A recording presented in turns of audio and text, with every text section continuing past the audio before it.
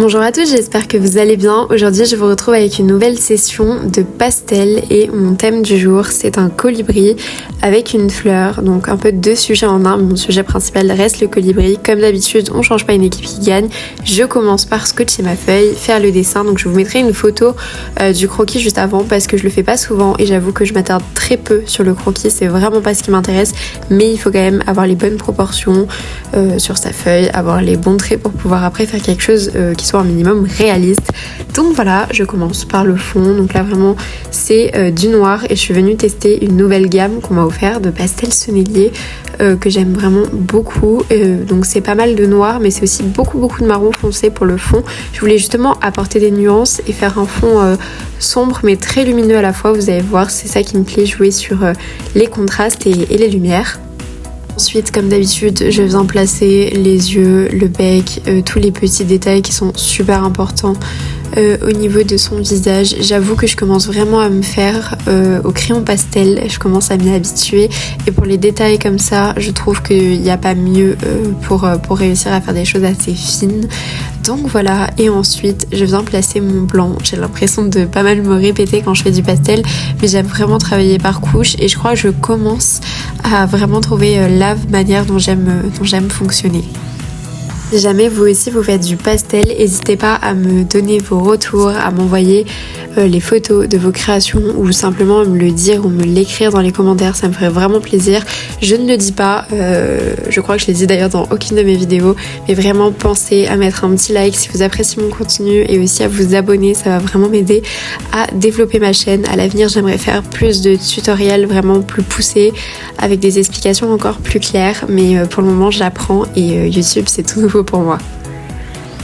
Même chose au niveau des pattes que je viens de dire pour le bec et l'œil juste avant, j'utilise un crayon. Donc les crayons que j'utilise en ce moment c'est les Faber-Castell et je les trouve très bien. Les Caran d'Ache me font de l'œil aussi mais je n'ai pas encore eu l'occasion de les utiliser. Ensuite on revient à mon fond, donc je vous ai dit que je voulais qu'il soit à la fois sombre et lumineux. En fait je suis venue ajouter une espèce de traînée blanche pour réussir à faire ressortir de la lumière, donc vraiment comme s'il y avait des rayons de soleil un petit peu qui venaient se poser autour de l'oiseau. Ça c'est à vous de voir, c'est aussi en fonction de votre modèle. Voilà, mais moi c'était pas du tout dans mon image, c'est moi qui ai décidé de rajouter ça volontairement et ça me plaît beaucoup. Pareil pour les couleurs, je pense que c'est aussi à nous d'ajuster, il faut se laisser une certaine liberté artistique, en tout cas moi je le perçois comme ça dans l'art et on n'est pas obligé de faire exactement pareil que le modèle, surtout quand il s'agit d'oiseaux, sauf si jamais c'est une commande ou quoi que ce soit, mais là en l'occurrence c'était pas le cas et je me suis vraiment amusée. Voilà, j'ai testé les couleurs, hein. Je le montre pas mais tester toujours avant sur un papier pour voir comment ça rend quand on les assemble, parce que même si c'est des pastels avec lesquels on a l'habitude de travailler, il peut toujours y avoir des surprises.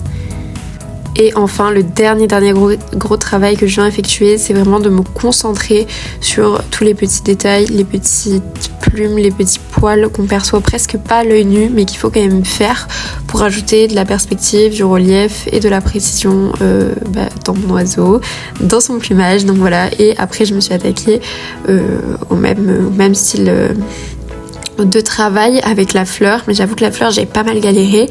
Je crois que c'était la première fois que je faisais une fleur au pastel et franchement c'était pas évident pour moi de faire quelque chose de très réaliste, donc j'ai préféré vraiment m'attarder sur les couleurs et éviter de voir la fleur comme une fleur mais plutôt de voir la fleur comme plein de petites formes qui donnent cette sensation que c'est une fleur. Voilà, essayez vraiment de travailler par zone, c'est exactement ce que je disais dans ma dernière vidéo, mais moi c'est ce qui m'aide énormément et honnêtement je suis plutôt satisfaite du résultat de la fleur, même si j'avoue je me suis un peu énervée dessus, donc voilà.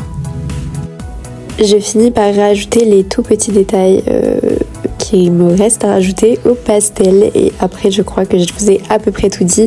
Je pense que je rajoute encore quelques couches de lumière, oui c'est ce que je suis en train de voir au montage, c'est ça, j'aime vraiment rajouter encore de la lumière à la fin ou quelques touches de noir pour vraiment donner de l'intensité à mon pastel, à mon œuvre et qu'on ait vraiment cette impression que l'oiseau vole et surgit de nulle part.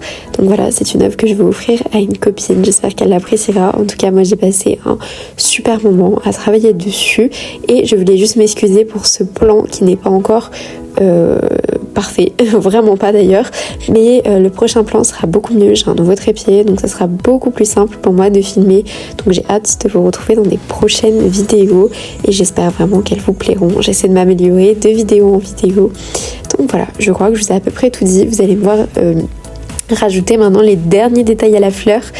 J'ai rajouté aussi 2-3 détails derrière en vert. Je trouvais qu'il y avait vraiment un équilibre à trouver avec cette fleur et ces détails là m'ont beaucoup aidé à le trouver. J'espère que ça va se ressentir et ça va se voir à l'écran. Je vous laisse avec la fin de la vidéo et je vous souhaite une très bonne semaine ou semaine à venir en fonction de quand vous regardez cette vidéo et je vous dis à la semaine prochaine pour une nouvelle vidéo. Bye bye.